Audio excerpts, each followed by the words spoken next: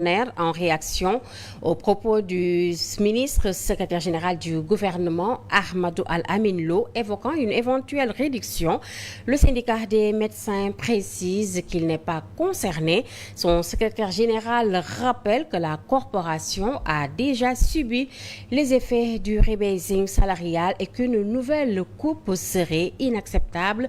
Des propos recueillis par Omar Thiam. Depuis les indépendances jusqu'à ce jour, le corps des médecins, pharmaciens et chirurgiens dentistes est l'un des rares corps de la fonction publique à avoir subi une injustice notoire en termes de salaire. Donc à notre niveau, nous estimons que cette annonce du secrétaire général du gouvernement concernant une baisse des salaires ne nous concerne aucunement, nous du SAMES, nous médecins, pharmaciens et chirurgiens dentistes. Et même, je vais même avancer dans cette demande pour dire que nous, on aura une augmentation de salaire. Au moment où d'autres corps subiront des baisses de salaire parce qu'il y a des corps qui ont été longtemps favorisés dans ce pays, relevant de hiérarchies inférieures et pourtant qui ont perçu des rémunérations de loin supérieures aux nôtres. Donc sur cette question, nous, on est totalement à l'aise. Éducation, le collectif des amicales de l'UCAD monte au créneau contre le ministre de l'Enseignement supérieur Abdourahmane Diouf. Lors d'une conférence de presse, ils ont dénoncé une ingérence dans les affaires internes de l'université et un mépris pour leurs revendications, dont un mémorandum déposé en septembre 2024 est resté sans réponse. Ils contestent aussi la suppression des bourses d'accompagnement, estimant que la responsabilité des retards académiques incombe aux manquements institutionnels. Moussa Mané, Omar Meng. Ce sont des étudiants très remontés contre le ministre de l'Enseignement supérieur qui font face à la presse une réponse suite à ce qu'ils qualifient de désinformation et de manipulation de la part du ministre lors de son passage à la 7TV. Dans une malencontreuse tentative de relativisation de l'importance de l'étudiant pour l'avenir de notre pays, le ministre s'est lancé dans une creuse comparaison entre les étudiants, les mécaniciens et les marchands ambulants, oubliant visiblement qu'il n'est pas le président de la République, mais le ministre de l'Enseignement supérieur, à qui il incombe de mettre les étudiants dans des conditions d'études les plus optimales. Selon eux, le ministre semble ignorer les urgences. Il tente cependant de lui faire comprendre l'importance de la bourse pour le bien-être de l'étudiant. Monsieur le ministre, la bourse n'est pas un privilège. La bourse n'est pas une faveur, encore moins un luxe, mais une condition irréfragable pour la réussite académique de l'étudiant. Son paiement, quelles que soient les contraintes auxquelles l'État fait face, est non négociable. Les lenteurs notées dans la livraison des chantiers, mais aussi la réfection de certains bâtiments saccagés depuis les manifestations du mois de juin 2023 restent une priorité à laquelle le ministre devrait s'atteler, affirme-t-il. La livraison du chapiteau de la faculté des sciences juridiques et politiques est une urgence. La réhabilitation des bâtiments endommagés lors des événements de juin 2023, notamment les 2 amphis du CESTI, est une urgence. La finalisation des équipements des laboratoires à la faculté des sciences, à la faculté des lettres, de l'UPA et de l'IST sont des urgences.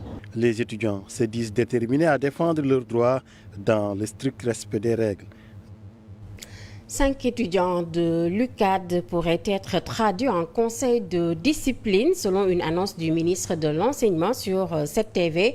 Une déclaration qui provoque la colère des représentants étudiants. Pour eux, cette décision ne relève pas des compétences du ministre. Ce n'est nullement au ministre de traduire ou de faire traduire des étudiants en conseil de discipline. Cette procédure est exclusivement interne et son évocation par la tutelle révèle une ingérence dangereuse et inacceptable. Chers camarades, le collectif des amicales de l'UCAD rassure les étudiants concernés par cette éventuelle procédure disciplinaire que nous suivons ce dossier de très près et nous donnons garantie que nous sommes engagés dans une bonne dynamique de dialogue pour annihiler toute velléité de sanctions qui ne serait que source de tension. Et l'UCAD n'en a pas besoin. Les enseignants du supérieur rejoignent la contestation. Le syndicat autonome de l'enseignement supérieur SAES décrète une grève de 48 heures les 18 et 19 février 2025.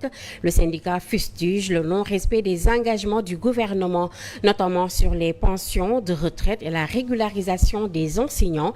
Le décret censé garantir une allocation spéciale de retraite n'a toujours pas été appliqué. 10 mois sans pécule, le collectif des volontaires du service civique national crie son ras-le-bol. Recrutés dans le cadre du programme Réundawini sous l'ancien régime, ils affirment n'avoir rien perçu depuis le changement de pouvoir et menacent d'un mouvement d'humeur à l'échelle nationale. 9 ou 10 mois, les volontaires du service civique national attendent le paiement de leur pécule. 9 mois d'incertitude, de précarité et d'indifférence de la part des autorités compétentes. Les conséquences de ces retards de paiement sont désastreuses. Les volontaires qui ont été recrutés dignement et en toute transparence sont aujourd'hui dans une détresse financière extrême. Nous dénonçons également l'indifférence des autorités face à notre précarité quotidienne. Les volontaires du service civique national ne sont pas des oublis de la République. Nous appelons tous les volontaires du service civique national à cesser immédiatement le travail et à ne plus se rendre à leur poste tant qu'aucune solution concrète ne sera mise en œuvre. Et puis vers une accalmie dans le secteur primaire, l'intersyndicale des travailleurs suspend partiellement son mot d'ordre de grève après des discussions avec les autorités. Réunis en assemblée générale à Diamniadio, ils affirment avoir reçu des assurances sur leurs revendications, mais restent prudents. Des propos recueillis par Momar Cissé. Donc nous avons décidé à travers cette assemblée générale de surseoir partiellement à notre mot de grève. Suite aux engagements et aux informations qui ont été délivrées par le directeur de la fonction publique, notamment sur la tenue d'une rencontre avec les organisations syndicales, une rencontre imminente, pour véritablement, en tout cas, prendre en charge nos différents points de revendication qui s'articulent autour des points communs, des fonds communs du secteur primaire, dont l'État du Sénégal s'est engagé à travaille activement à sa matérialisation. Par rapport aussi à l'indemnité de logement, nous avons également des gaz que ces indemnités seront bientôt matérialisées. Compte tenu maintenant de toutes ces informations et des échanges que nous avons eus avec la base, nous avons décidé, pour donner sens en tout cas au dialogue, voilà, véritablement, et d'établir également une relation de confiance avec les nouvelles autorités, nous avons décidé de surseoir aux 72 heures de grève, mais de continuer le port de brassard rouge et le débrayage que nous avions décidé le lundi et le mardi. Je vous l'annonçais dans les titres, l'ancien Premier ministre Abdoul Mbaye tacle la gestion des finances publiques.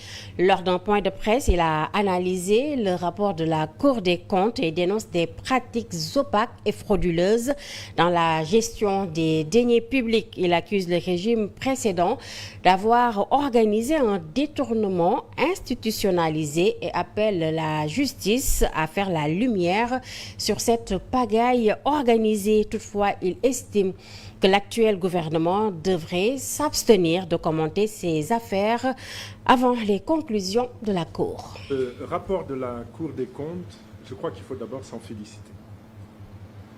Parce que quand la vérité est dite, il n'est jamais trop tard pour la dire, il n'est jamais trop tard pour l'apprécier.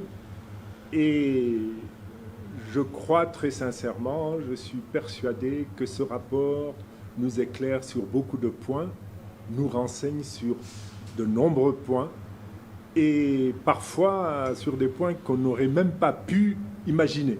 Très sincèrement, moi j'ai été dépassé par la découverte de certains faits. C'est qu'on découvre, en tout cas c'est la lecture que j'ai de ce rapport, qu'il n'y a pas simplement volonté de cacher des chiffres, de maquiller un taux d'endettement, de maquiller un taux de déficit budgétaire.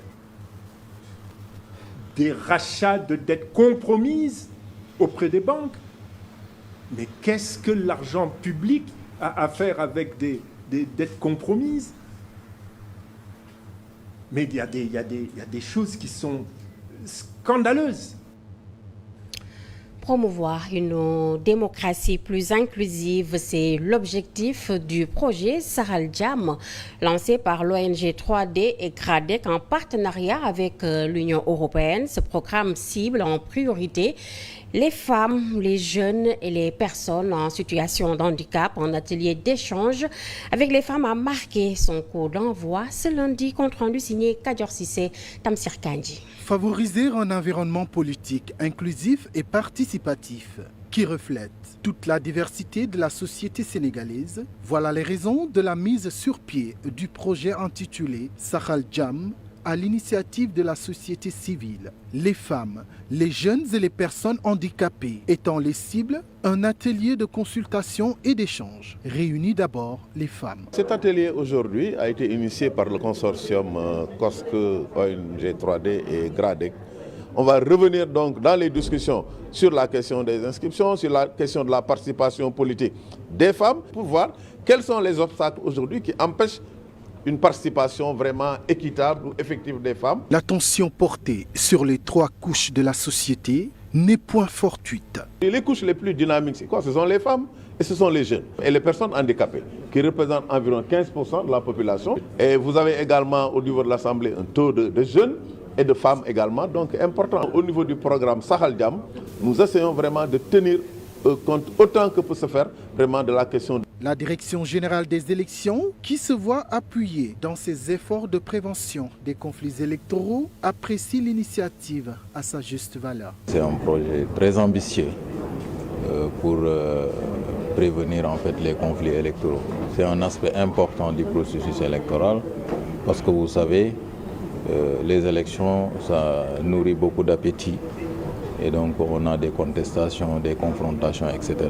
Les femmes représentent quand même une force dans le cadre des élections. Les conclusions qui émaneront de ce cadre d'échange seront mises à la disposition des gouvernants, une façon pour la société civile d'apporter sa contribution aux réformes du système électoral évoquées par les nouvelles autorités. Ils sont 3 millions de Sénégalais à posséder une carte biométrique de la CEDEAO sans être inscrits sur les listes électorales. Une anomalie relevée par le directeur général des élections, Biram Sen, qui appelle les citoyens concernés à profiter de la révision des listes électorales ouvertes jusqu'au 31 juillet. Ces propos sont recueillis par Kadior Sissé. De sensibiliser les populations, les citoyens sénégalais. Et comme je l'ai dit tout à l'heure, il y a à peu près 3 millions de Sénégalais qui détiennent la carte d'identité biométrique CEDEAO sans données électorales. Et ce n'est jamais l'occasion d'aller au niveau de ces commissions qui sont instituées au niveau des communes.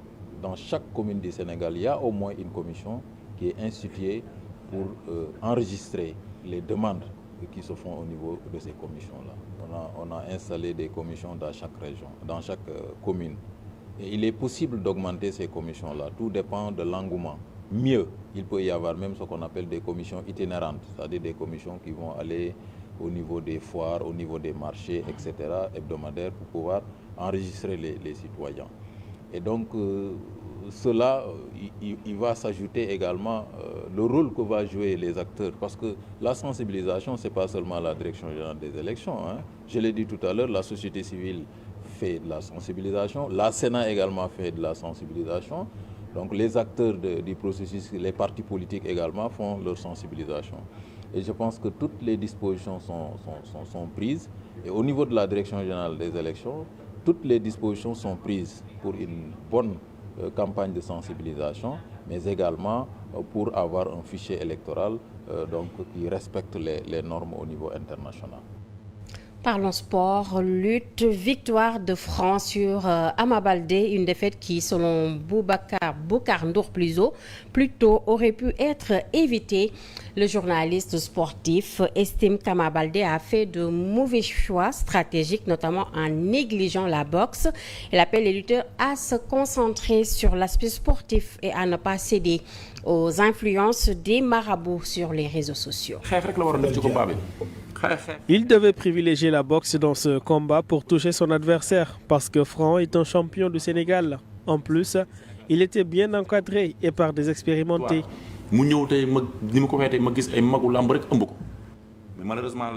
Sportivement, Ama Baldé était prêt, mais il faut aujourd'hui que certains lutteurs arrêtent de s'attacher les services des marabouts des réseaux sociaux. Ils sont spécialistes en tout, football, showbiz, et c'est dommage.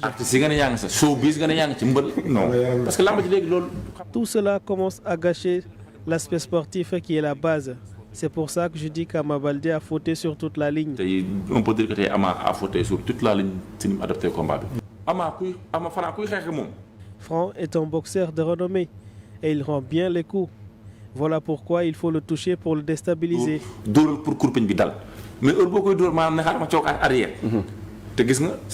Vous avez vu quand il a remisé Ama Baldé, il a su que son adversaire avait perdu sa sérénité et a reculé. Là, il a compris et a mis fin aux choses.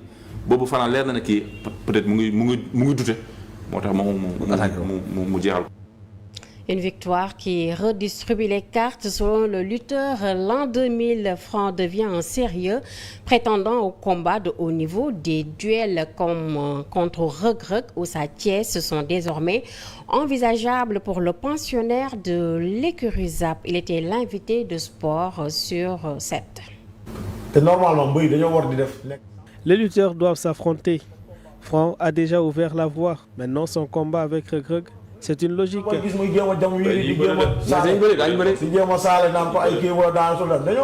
Je vois Reug maintenant parler de gauche à droite, mais il doit affronter Franc. Il n'y a pas d'issue. Il a le physique, le palmarès et les qualités. Sa Thiès aussi, c'est un potentiel adversaire. C'est ça le bon schéma. Voilà qui permet aujourd'hui aux promoteurs d'investir. Et puis, tour d'horizon de l'actualité internationale. En Égypte, des négociations israéliennes se poursuivent pour un cessez-le-feu à Gaza. Au Royaume-Uni, Londres envisage un soutien militaire accru à l'Ukraine, y compris l'envoi de troupes au sol. Enfin, en France, les geôliers présumés de l'État islamique comparaissent aujourd'hui devant la justice. Israël a dépêché une délégation de négociateurs au Caire ce lundi 17 février 2025 pour discuter de la mise en œuvre de la première phase de l'accord de trêve à Gaza, notamment l'entrée de 60 000 maisons mobiles et de matériel de terrassement dans le territoire en échange de la libération de 6 otages dans les prochains jours. Cette initiative suit les entretiens à Jérusalem avec le secrétaire d'État américain Marco Rubio, qui a réaffirmé le soutien des États-Unis à Israël et insisté sur l'élimination du Hamas. Le Hamas accuse Israël de bloquer l'acheminement de l'aide humanitaire et de violer la trêve, notamment après une frappe ayant tué 3 policiers à Rafah.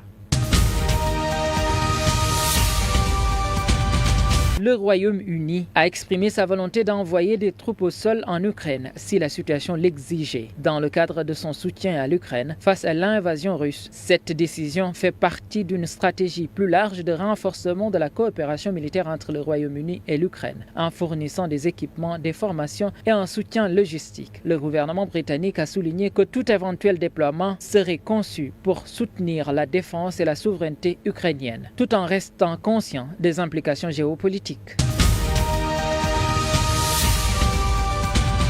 Le procès des geôliers présumés du groupe État islamique s'est ouvert aujourd'hui devant la cour d'assises spécialement composée de Paris. Il s'agit de 5 hommes accusés d'avoir participé à la séquestration en Syrie d'otages occidentaux entre 2013 et 2014. Un procès qui marque une étape importante dans la lutte contre les crimes commis par cette organisation. Les accusés font face à des charges graves, notamment des crimes contre l'humanité et des actes de terrorisme. Les débats devraient durer plusieurs semaines avec des témoignages poignants attendus de la part des survivants et des proches des victimes.